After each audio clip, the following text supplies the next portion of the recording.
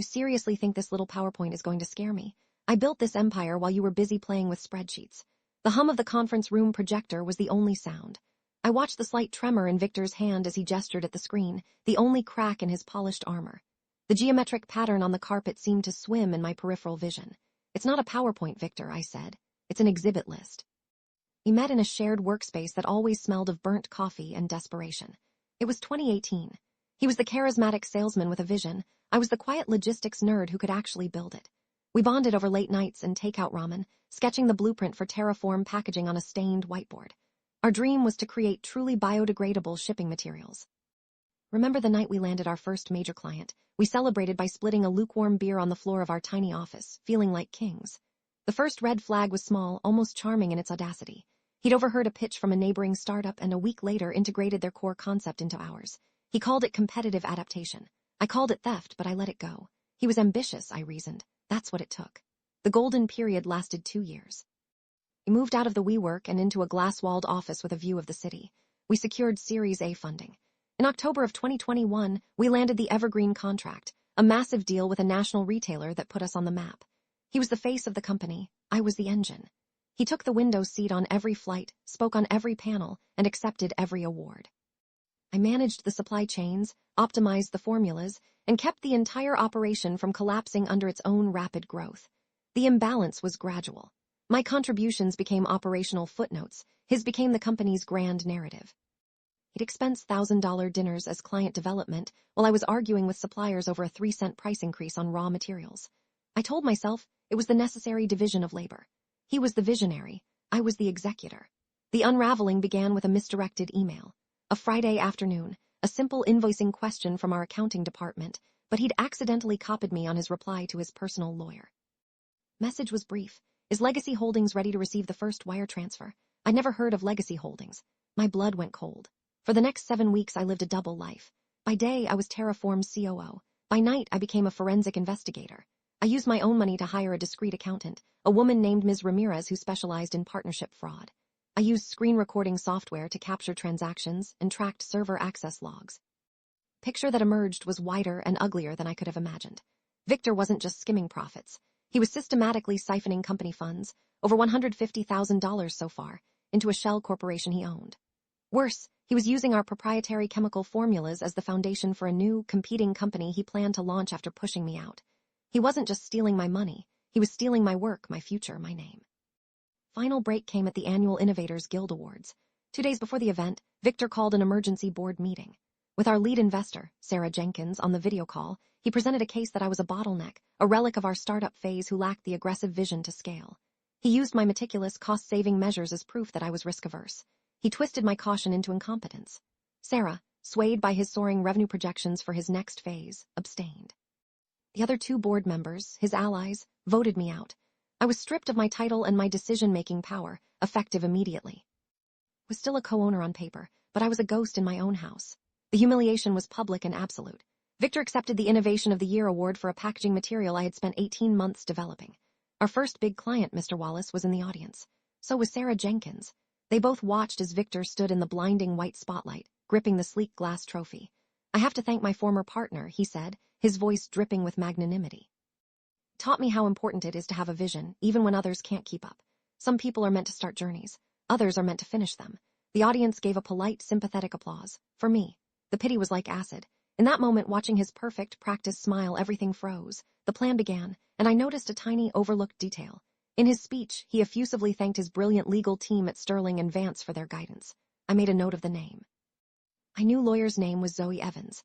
She was a shark in a designer suit, and her retainer was a painful $25,000 check from my personal savings. For 4 months, we worked.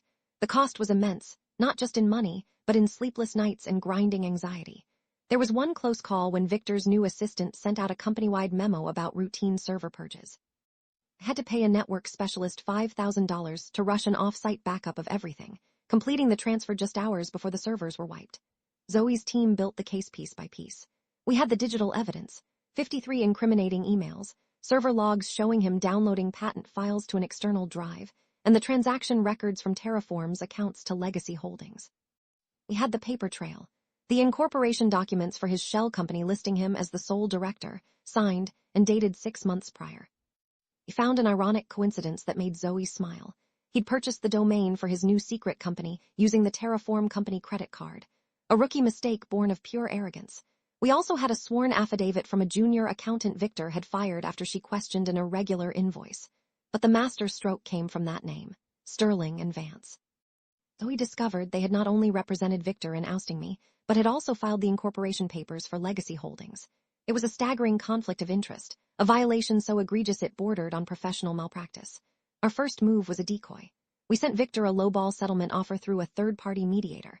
It was designed to look weak, the last gasp of a defeated partner. He responded just as we'd hoped, with contempt. Refused the offer and agreed to one final in-person meeting in the Terraform boardroom, eager for the chance to grind me into dust one last time. He walked right into the trap. The boardroom was as I remembered it, cold, silent, smelling faintly of glass cleaner. Our lead investor, Sarah Jenkins, sat at the head of the table, a witness we had insisted on. Victor strode in, radiating confidence. "Thank you for coming, Victor," I said. "Let's talk about Legacy Holdings." Smile was a thin, cruel line. "Legacy? That's a private investment portfolio. It's got nothing to do with you. Frankly, I'm shocked you have the nerve to ask for a meeting after your pathetic performance." I clicked the remote. The projector whirred to life. The first slide wasn't a graph or a chart. It was a scanned bank statement. A wire transfer for $47,200 from Terraform Packaging to Legacy Holdings. Transaction ID 71B4. His bravado flickered. He glanced at Sarah, who was leaning forward now, her expression hardening. Then came the second wave. The incorporation document for Legacy Holdings, with his looping signature at the bottom. The time-stamped server logs. Receipt for the domain name purchased with our company card. With each click, the color drained from his face. His confidence crumbled into confusion, then into stark, naked panic. He started to speak, to bluster, but Zoe held up a hand.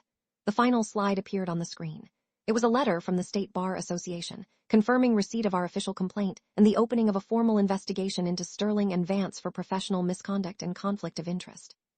His entire legal protection was gone. His lawyers were now a liability. He stared at the screen, then at Sarah, then at me. His voice was a choked whisper. You were never this meticulous. You were the idea's person." I stood up and walked to the door. "You were right," I said. "You taught me how important it is to finish things." The next 24 hours were a storm I watched from a quiet harbor. My phone was off. Zoe handled the deluge of calls. Industry blogs exploded with the news. Sarah Jenkins convened an emergency session, and the board, minus Victor, voted to begin legal proceedings for the dissolution of the partnership. The court's judgment was swift and brutal. The partnership was dissolved, with 70% of all liquid assets and full ownership of the original patents awarded to me. The court also granted a further judgment of $212,450 for damages related to fraud and breach of fiduciary duty. Victor was left with his shares in a company now crippled by scandal, and legal bills that would follow him for years. 6 months later, I saw him, not in a boardroom, but on a suburban street. He was wearing a faded polo shirt and jeans, loading stained cardboard boxes into the back of a U-Haul parked in front of a house with a foreclosure sign hammered into the lawn. The empire builder, reduced to a man packing up his own failure. I didn't restart Terraform. I sold the patent portfolio to a major competitor for a sum that ensured I would never have to worry about money again. My new life is quieter. My office is a sunlit desk in a small apartment overlooking a park. I consult for startups now, helping them build the right foundations. A young entrepreneur asked me recently what I learned from my first company. I told her I learned that some people are meant to start journeys, and some are meant to write the ending.